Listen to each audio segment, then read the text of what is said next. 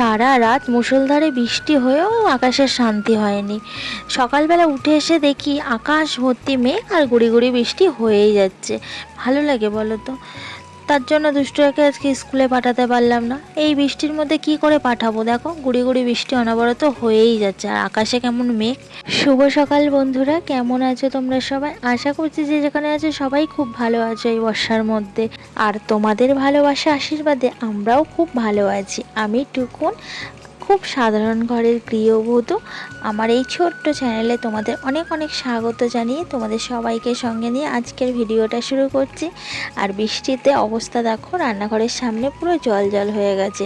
আজ বৃহস্পতিবার আর এখন ঘড়িতে পুরো 9টা বাজে। আশা রাখছি আমার এই ব্লগটা তোমাদের ভীষণ ভালো লাগবে। সেটা বায়না শুরু করেছে পাঁপড় ভাজা খাবে, কারণ ওর বাবার টিফিনে আজকে পাঁপড় ভাজা করে দিয়েছি, তার জন্য। আবার ওর জন্য কটা ভেজে দিয়েছি, আর ওর মুখে হাসিটা দেখো, কত খুশিও। নিচের ঘরে এসে বাসি কাজগুলো করতে লেগে পড়েছি। তো সবার প্রথমে আমি বিছানাটা ঝেড়ে তারপরে গুছিয়ে নেব। সারাদিন এরকম বৃষ্টি হলে কার কার ভালো লাগে কমেন্টস করে কিন্তু জানিও। আমার একদমই ভালো লাগে না। চারিদিকে কেমন স্যাঁতস্যাঁতে হয়ে থাকে, জল জল হয়ে থাকে, আর ঘর বাড়ি পুছলেও শুকাতে চায় না। আর সব চাইতে বড় অসুবিধা যেটা, সেটা সবাই কিন্তু ফেস করো। সেটা কি বলো তো? সেটা হলো জামা কাপড় শুকাতে যায় না, তারপরে জামা কাপড় কাচাকুচি করা যায় না। কতটা অসুবিধা বলো তো? আর আমার প্রত্যেক দিন জামা কাপড় কাচাকুচি করতে হয়। আমার তো ভীষণ অসুবিধা হয়। আর যে জামা কাপড়গুলো এই বর্ষায় শুকায় না, সেই সব জামা কাপড়গুলো দিয়ে কি বাজে গন্ধ বেরায়। পরের দিন আবার ধুয়ে শুকাতে হয়, না হলে সেই গন্ধ যেতেই চায় না। তো বর্ষাকালটা কিন্তু প্রচণ্ড অসুবিধা। ভালো লাগে যদিও বর্ষায় বৃষ্টি, কিন্তু অন্যদিকে কিন্তু খুবই কষ্ট। তো বিছানাটা গুছিয়ে আমি কয়েকটা জামা কাপড় নিয়ে বসেছি। তোমাদের দাদাভাইয়ের জামা কাপড়, আমার কয়েকটা কুর্তি, দুষ্টটার জামা কাপড়, এগুলো কয়েকটা জমে গেছিলো, কাচা ধোয়া করা হয়েছিল, তার ভাঁজ করার সময় হয়নি। সেগুলোই এখন ভাঁজ করে আমি গুছিয়ে নিচ্ছি, তারপরে র্যাকে রেখে দেবো গুছিয়ে। তো চলো আমার সঙ্গে থাকো তোমরা, আমি জামা কাপড়গুলো গুছিয়ে আবার আসছি।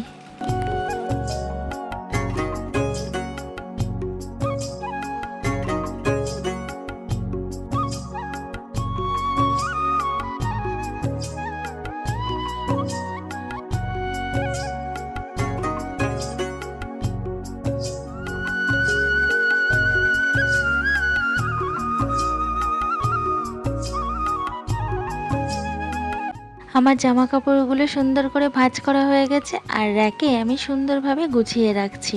কাচাকুচির পর জামা কাপড় যদি সাথে সাথে ভাঁজ না করা হয় তো 1-2 দিন পর অনেক জমে যায়, আর আমার ক্ষেত্রে সেটাই হয়।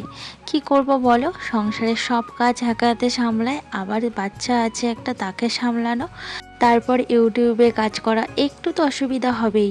ঘর দুয়ার গোছাতে আমার কিন্তু ভীষণ ভালো লাগে।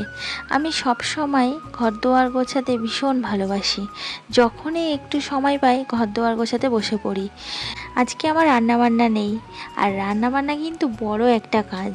তো রান্নাবান্না যেদিন ছুটি থাকে সেদিন কিন্তু অনেক সময় হাতে পাওয়া যায়, আর আজকেও আমি অনেক সময় হাতে পেয়েছি। তাই ভাবলাম সেই সময়গুলোকে নষ্ট না করে ঘরের কাজে লেগে পড়ি। তো ঘরের এই পোছাপুছি কাজ তো এমনিই আমি করি অন্য দিন, তো আজকে ভাবলাম একটু ভালো করে সব কিছু চারিদিকে যা আছে সব পোছাপুছি করে ফেলি। তো তার জন্য দেখো একেবারে তড়ি ঘড়ি কোমর বেঁধে নেমে পড়েছি। সকালবেলায় তোমাদের দাদাভাইকে টিফিন করে দিয়েছি, আর একটু ডাল করেছিলাম সেটাই রয়েছে। আমি তো একা খাবো দুপুরে, তার জন্য যখন একটু হয় ফুটিয়ে নেবো 2টো ভাত, ওই জন্য রান্নার কোনো চাপ নেই। আজকে জায়ের মেয়ের বার্থডে, তো আজকে কিছু তেমন করবে না, তবে বার্থডের নিয়ম যেগুলো, যে 5 রকম ভাজা, পায়েস, এগুলো ওর মা করে আজকে পালন করছে। তো আমার ছেলে মেয়েকে ওখানেই বলেছে দুপুরে খেতে। তো ছেলে মেয়ে যদি দুপুরে ওখানে খায় তাহলে আমার তো দুপুরে আর কেউ থাকছে না, দাদাভাইও তো বেরিয়ে যায়, আমি তো একা। তো একার জন্য না আর ইচ্ছা করে না যে কিছু করি। তো সকালে রুটি করেছিলাম, সেই রুটিও আছে, ডাল করেছিলাম আছে, আর কালকে চিকেন করেছিলাম একটু আছে ফ্রিজের মধ্যে। তো ভাবছি ওই সবই বার করে খেয়ে নেবো। আর দেখবে একার জন্য না কিছু রান্না করতে ইচ্ছা করে না। তো আমার তো ঘরের পোছাপুছি কাজ কমপ্লিট হয়ে গেছে। এবার আমি ঘর, বারান্দা, দালান সব ভালো করে ঝাড় দিয়ে নিচ্ছি, তারপর তোমাদের সাথে এসে কথা বলছি।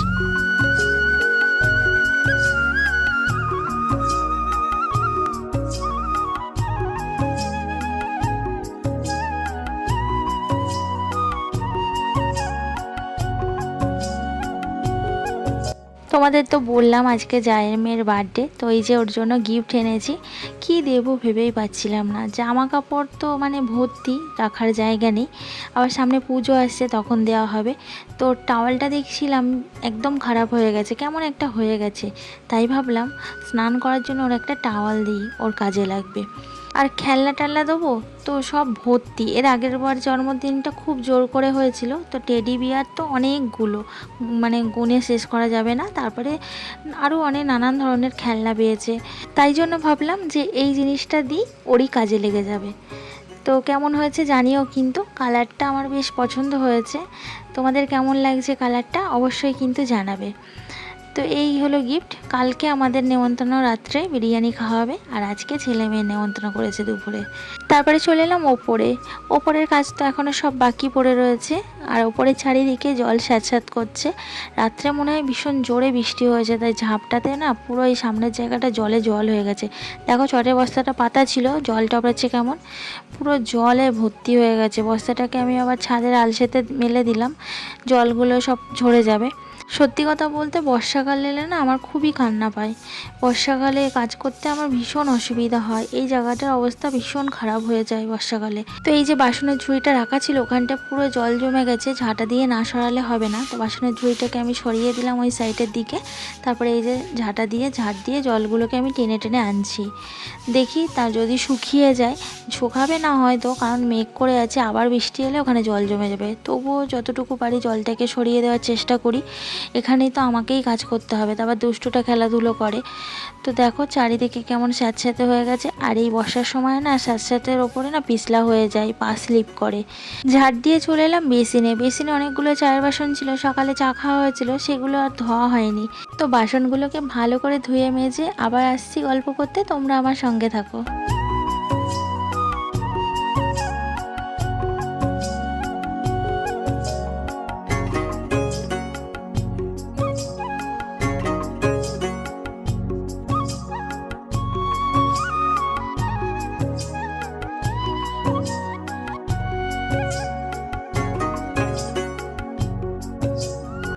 বাসনগুলো মেজে একেবারে স্নান করে নিয়েছি। ছাদটা ঝাড় দিতে গিয়ে পুরো ভিজে গেছিলাম, যদি স্নান না করি ওই ভিজে গায়ে থাকলে শরীর খারাপ হবে, তার জন্য স্নানটা করে নিলাম। স্নানটা করে এসে সিঁদুরটা পরে চলে এলাম ঠাকুর ঘরে। আজকে তো বৃহস্পতিবার, আজকে ঠাকুর ঘরে অনেক কাজ। অনেকে বৃহস্পতিবারে লক্ষ্মীর ঘট পাল্টাও, আমাদের যদিও লক্ষ্মীর ঘট নেই, আমরা বৃহস্পতিবারে করে দুধ কলা দিই। এই দেখো দুধ আর কলা নিয়ে আমি ঠাকুর ঘরে আসছি, আর ফুলও আছে সঙ্গে। তো এই ফুলগুলো সব আমাদের বাড়ির গাছের ফুল। চলো কি কি ফুল আছে তোমাদেরকে দেখাচ্ছি।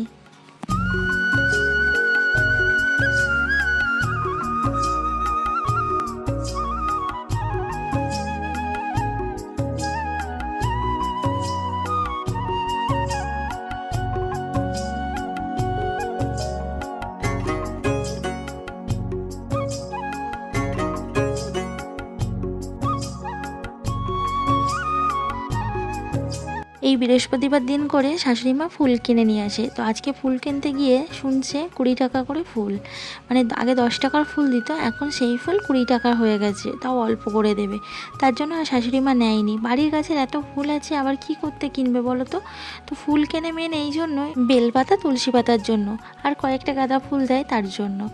তো যাই হোক, এখন আমাদের বাড়িতে তুলসী গাছ আর বেল গাছ আছে, সেই থেকেই পাতা ছিঁড়ে নিয়েছি। তারপরে আমি সব শিবলিঙ্গগুলোকে নামিয়ে স্নান করিয়ে শিব ঠাকুরগুলোকে সব এক এক করে আসনে তুলে দিচ্ছি। চলো আমি পুজোটা দিয়ে নিই সুন্দর করে ফুল দিয়ে সাজিয়ে, তোমরা আমার সঙ্গে থাকো।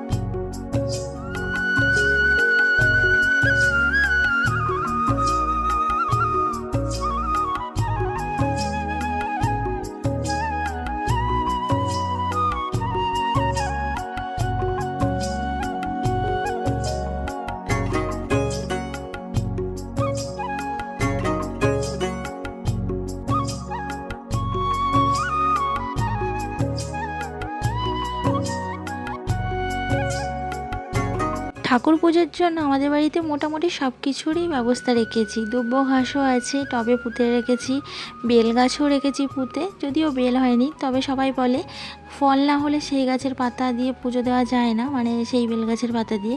তো কি করব বলো, ওই জন্যই তো ফুল কিনে আনতাম, যে বেলপাতা থাকে ওর মধ্যে। তো ফুলের যদি বর্ষায় এত দাম নেয় আর ওই পচা ফুল দেয়, তার নিতে ইচ্ছা করে। তো দেখো কত ফুল আমাদের বাড়িতেই, কত রকমের জবা ফুল, 3 রকম জবা ফুল আছে এখানে। এই যে হলুদ জবা আছে, তারপরে হলুদ না, এটা ঘিয়ে কালার, লাল জবা, আর একটা পঞ্চমুখী গোলাপি কালারের জবা। তো কত রকমের ফুল আছে। আবার নয়নতারা আছে, সাদা ফুল আছে, নীলকণ্ঠ আছে, কম ফুল কেনার কি আর দরকার পড়ে বলো তো। তো সব ঠাকুরগুলোকে ফুল দিয়ে সুন্দর করে সাজিয়ে খেতে দিয়েছি ঠাকুরকে। আর এই সাইডেও আমি দুধ কলা দিয়ে দিয়েছি। তো আজকে তো বৃহস্পতিবার, আমরা প্রত্যেক বৃহস্পতিবারে দুধ কলা দিয়ে পুজো দিই।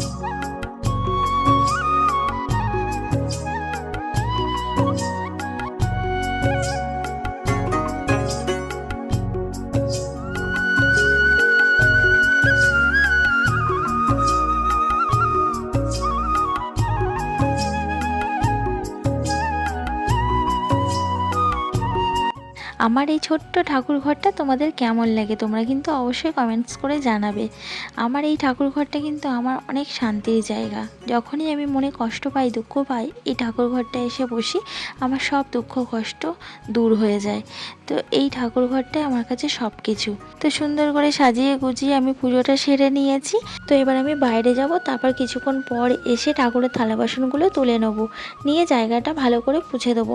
আমরা যেমন খেলে এঁটো পারি, তেমন আমরাও ঠাকুর ঘরে ঠাকুরের খাওয়া দাওয়ার পরে থালা বাসনগুলো তুলে নিয়ে পুছে দিই। তারপরে এই দেখো আমার খাবার নিয়ে বসেছি। তো এখানে একটু মাংসের তরকারি আর 1 পিস মাংস আছে, আর 2টো রুটি নিয়ে বসেছি। চলো আমি খাওয়া দাওয়াটা সেরে নিই।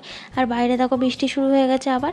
তো ভিডিওটা এখানেই শেষ করছি। ভালো লাগলে লাইক করো, কমেন্টস করে জানিও কেমন লাগলো। আর আমার চ্যানেলটা সাবস্ক্রাইব করোনি যারা, তারা চটপট চ্যানেলটা সাবস্ক্রাইব করে দাও। সবাই ভালো থেকো, টাটা।